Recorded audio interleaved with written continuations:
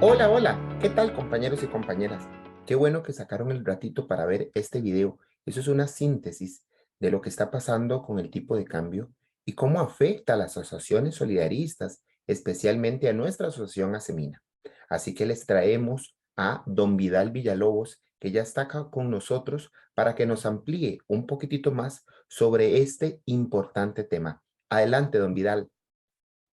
Hola, saludos cordiales. Es un gusto de nueva cuenta estar en contacto con los buenos amigos de la Asociación Solidarista de Empleados de Lina. En esta oportunidad para hablar acerca del tema de tipo de cambio.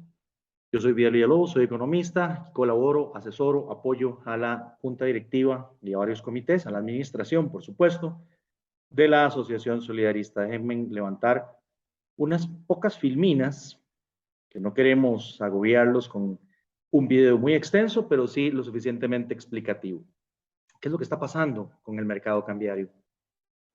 El tipo de cambio es un precio, al igual que cualquier otra cosa, afectado por la oferta y la demanda, pero por las expectativas, por los miedos, por las confianzas que se generan en los mercados. ¿Y cuál es el ambiente que está enfrentando en este momento este precio tan importante que es el precio del dólar, el tipo de cambio? Bueno, tenemos una serie de secuelas de la pandemia afectándonos las cadenas de suministros y un costo de fletes al alza. Eso fue la herencia que nos dejó la pandemia, pero se juntó con la invasión de Rusia a Ucrania a principios del año, incrementando el valor, el costo, el precio de los alimentos, los abonos, los fertilizantes y la energía. Todo esto produjo un aumento generalizado de la inflación, que para poderla combatir, los bancos centrales aumentan las tasas de interés con la finalidad de reducir la demanda, de reducir el consumo, la inversión de las empresas privadas y que de esta manera baje la inflación. El problema de hacer eso es que se dejan para después muchos proyectos, tanto de familias como de empresas. Entramos a una disminución en la dinámica de la economía, una ralentización o una recesión. Y la idea es que la misma recesión provoque una reducción en la inflación. Sí, los gobiernos y los bancos centrales prefieren tener algo de desempleo que no una inflación generalizada que cueste mucho rebajarla. Ustedes probablemente han escuchado y han visto en la prensa las observaciones o las críticas que se hacen a las operadoras de pensiones por las pérdidas que se están registrando contablemente. No son efectivas hasta tanto no se vendan esos activos y no lo están haciendo porque son inversiones de largo plazo. Lo mismo pasa con otros entes como bancos, cooperativas y asociaciones solidaristas. Y esto produce una disminución en el valor de los activos. En pantalla lo que les tengo es el precio del eurobono que vence del 2044, el eurobono que coloca Costa Rica. Vean ustedes cómo se ha caído el precio, estamos cerca de un 87% en estos momentos en el mercado internacional, pero grafiqué desde el 2017 a la fecha el precio para contarles que ya pasamos por donde asustan. Vean ustedes que el tema de la recesión de junio pasado hizo que el precio llegara incluso al 80%. Bajó un poco más en noviembre del 2020 cuando el expresidente Alvarado había declarado y dicho que no iba a negociar con el Fondo Monetario Internacional. Posteriormente, también nos caímos en marzo, pero por la pandemia y antes por el tema de la situación crítica de la crisis fiscal costarricense. Entonces, lo que hemos tenido es volatilidad. Sin embargo, regresándonos, nos caemos y recuperamos, nos caemos y recuperamos. Ese es el ciclo normal en un mercado. Nuestro Banco Central también ha hecho lo propio y ha aumentado la tasa de política monetaria. Justamente la llevó hasta el 9% en esta semana. Estaba en 8,5% al inicio de la semana y la llevó al 9%. La idea ahí fue demostrarle a la gente que quiere seguir combatiendo la inflación, aunque la inflación de septiembre resultó negativa ya. Puede ser que esté dando efectos este incremento tan importante en la tasa de política monetaria. Y la tasa de política monetaria se traslada a las de mercado, utilizando la tasa básica pasiva como referencia al respecto. Y la tenemos en niveles de 6.05 a principio de semana, 6.02, una rebaja el miércoles de esta semana. Pero ese incremento en las tasas en colones hace que sean ahora más atractivas las inversiones en colones. Entonces suena muy razonable pasarse de dólares a colones. Y eso explica dos cosas. Uno, la caída precisamente en el tipo de cambio, que junto con otras variables ayuda precisamente a ese comportamiento. Y el otro tema es el de las expectativas de lo que podríamos estar esperando hacia finales del año. Ya les voy a conversar acerca de eso. Esta es la gráfica del comportamiento del tipo de cambio de referencia del Banco Central, compra y venta en lo que va del año. Es claro que durante el primer periodo de 6 meses tuvimos un alza en el tipo de cambio explicada por el Banco Central fundamentalmente por dos razones. Las operadoras de pensiones y otros inversionistas todavía invirtiendo afuera, aunque redujeron su ritmo, fue mucho mayor en años anteriores, pero lo cierto del caso es que demandan dólares para poder hacer las compras internacionales de activos y el aumento en el precio del petróleo. Una vez que llegamos a niveles muy complicados y que afectaban la inflación, el Banco Central toma medidas, manda a pedir 1.000 millones en el Fondo Latinoamericano de Reservas, aumenta la reserva de liquidez de los intermediarios, incluyendo las de Asemina, del 12 al 15%, cambian los horarios del MONEX, a las operadoras le ofrecen bonos internos denominados en dólares para que no vayan afuera, en fin, fue una medicación muy importante para ayudar a que el tipo de cambio retrocediera. Pero es que eso coincidió con este aumento de tasas de interés que les acabo de mencionar y la gente naturalmente se pasa.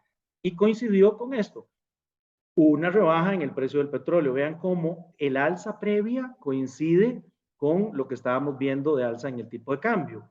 Pero la rebaja en el precio del tipo de cambio también consecuentemente trae una rebaja, en el petróleo trae una rebaja en el tipo de cambio. Se borró todo el aumento del tipo de cambio.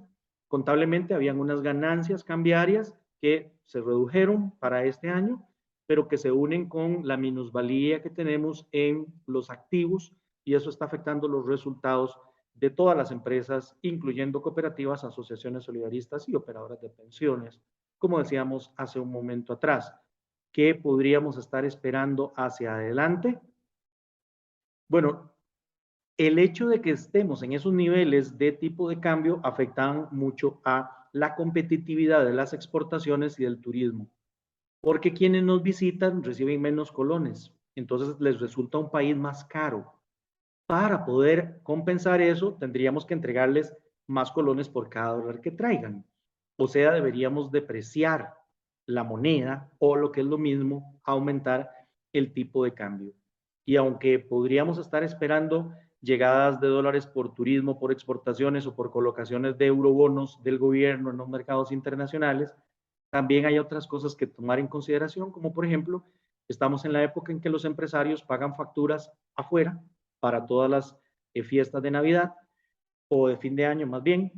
Y también, por otro lado, el Banco Central podría estar aprovechando para reponer reservas monetarias internacionales.